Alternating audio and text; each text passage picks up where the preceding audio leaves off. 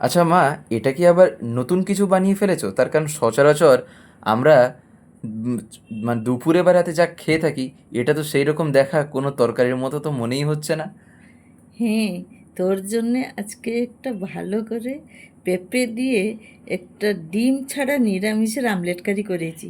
এতে তুমি কি কি দিয়েছো? মানে যা তো দেখতে পেলাম, মানে পেঁপে, আলু, ছোলার ডাল, মানে অ্যাকচুয়ালি বলবে এতে তুমি কি কি দিয়ে বানিয়েছো, যাতে আমার কাছে তো নতুনই, হয়তো যারা দেখছেন তাদের মধ্যে কিছু কিছু নতুন হয়তো থাকবেন যারা হয়তো জানেন না। তাহলে তুমি একটু যদি খুব সংক্ষেপে আমাদের বলে দাও যে কি কি এতে পড়েছে, তাহলে ওনারাও বুঝে যাবেন। যদিও আমি এখানে তাদেরকে দেখিয়ে দিয়েছি, তাই তুমি একটু যদি বলে দাও। হ্যাঁ, ওতে পেঁপে, ছোলার ডালটাকে ভিজিয়ে রেখেছি ১ ঘন্টা ২ ঘন্টা মতন ভিজিয়ে রেখেছি। দিয়ে ওকে বেটে ওই ছানা আর পেঁপে দিয়ে ওটা করেছি।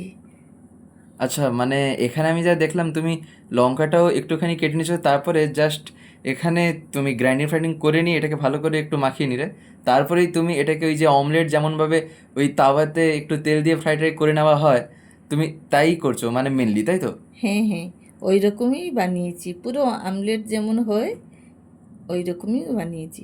আচ্ছা, তাহলে তো এটা বেশ একটা মজার জিনিস আছে। একবার খেয়ে তো দেখা যেতেই পারে। তার কারণ মনে হয় নিরামিষের মধ্যে এইরকম অনেকেই হয়তো পছন্দ করবেন। তার কারণ বিশেষ করে বাচ্চাদের জন্য তো এই সবজি টবজি দিয়ে বানানো তরকারি তো খাওয়াটা একটু কষ্টকর ব্যাপার। আর ছোলার ডালটা একটু নতুন রকমভাবে মানে খাবারের একটা ডিশ হিসেবে বানাতে চান, তাদের কাছে তো এটা একটা বলতে পারো নতুন একটা কোনো আইটেম হয়তো পাওয়া যেতেই পারে। তবে তুমি ওখানে আমি তো দেখলাম অমলেটটা তো বানিয়ে নিলেই, কিন্তু এখানে মশলাটা তুমি যে এবারে কষবে, তুমি মশলাতে মানে কিভাবে কি করলে না করলে, বিশেষ করে ওই মশলাটাই তো মানে স্বাদ আনে। তাই তুমি কি করে মানে সেটা কষেছো, কি কি ইনগ্রেডিয়েন্টস দিয়েছো, একটুখানি শর্টে যদি বলে দাও।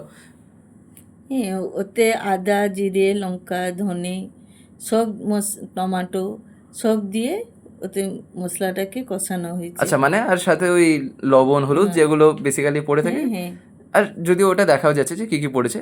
আর এবারে তুমি একটু ঝোলের জন্য একটুখানি জল দিয়ে দিয়েছে তো। হ্যাঁ। এখানে গরম জল ঝোলের বা জন্যে গরম জল দিলে ভালো হয়, টেস্টটা ভালো আসে। আচ্ছা, আচ্ছা, আচ্ছা। তাহলে মানে ঠান্ডা জলও দেওয়া যায়, তবে গরমটা একটু ভাল লাগে টেস্টের জন্য। আচ্ছা, তার মানে কি এবারে এটা আ খাওয়ার জন্য একদম পুরো তৈরি? নাকি এর উপরে আরও কিছু তুমি দেবে?